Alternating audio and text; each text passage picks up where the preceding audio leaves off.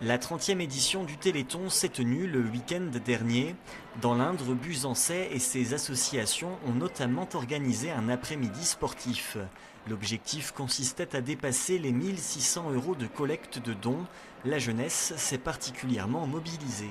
C'est le sport mêlé au Téléthon, ce que j'appellerais, c'est-à-dire la découverte d'un sport, plus le petit défi en plus pour attirer et pour faire participer activement les jeunes.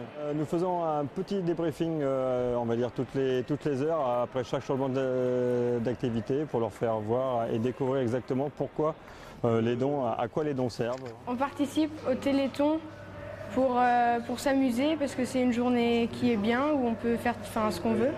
C'est pour soutenir les malades atteints de la mucoviscidose.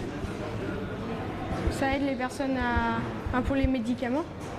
Parmi les défis relevés par Léa et Nicolas, s'échanger 150 fois une balle. Rien de très compliqué pour ces deux licenciés du club de tennis local, club qui affirme avoir fait un don au Téléthon. La myopathie, ça peut toucher n'importe qui. Nous, on a la chance de pouvoir faire du sport, donc les enfants qui sont malades, ils ont moins de chance que nous. Donc si on peut leur apporter un petit plus, eh ben, c'est toujours ça de gagner, quoi. Les myopathies sont des maladies qui s'attaquent aux muscles. Elles font partie des maladies neuromusculaires qui sont au nombre de 300 et qui touchent 3 millions de personnes en France. À cela s'ajoutent les maladies rares. Il en existe entre 6 000 et 8 000 dans le monde, mais ce chiffre pourrait être 2 fois plus élevé. Il faut dire que le génome humain, c'est 23 000 gènes. Difficile de tous les identifier car cela coûte relativement cher. Le Téléthon n'est donc qu'une goutte d'eau dans un océan de recherche inexplorée. Par exemple, il n'existe aucun traitement capable de guérir NF1, une maladie génétique qui touche 25 000 personnes en France. Cette maladie accentue de 4 fois le risque de cancer et peut provoquer de vives douleurs nécessitant l'utilisation d'antalgiques. NF1 peut également provoquer des troubles de l'intelligence. C'est les papas, les mamans, les arrière-parents qui transmettent cette maladie. C'est des boutons qui viennent et c'est cancéreux. Si on ne peut pas les soigner, ben ça sera cancéreux. Écoutez-moi, ça fait mal. Hein. Mon petit enfant là, il en a.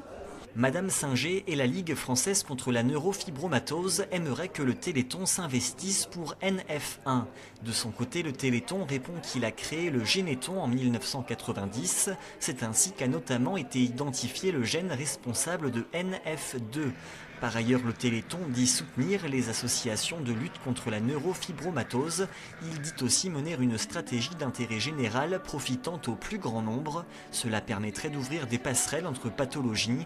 Mais encore une fois, la recherche globale des maladies se chiffre en milliards d'euros et ne saurait être portée par le Téléthon à lui seul. C'est donc un nouveau défi adressé aux Français. En plus de leur mobilisation contre le cancer, contre le sida et contre les myopathies, auront-ils la volonté de s'unir contre la neurofibromatose? Affaire à suivre.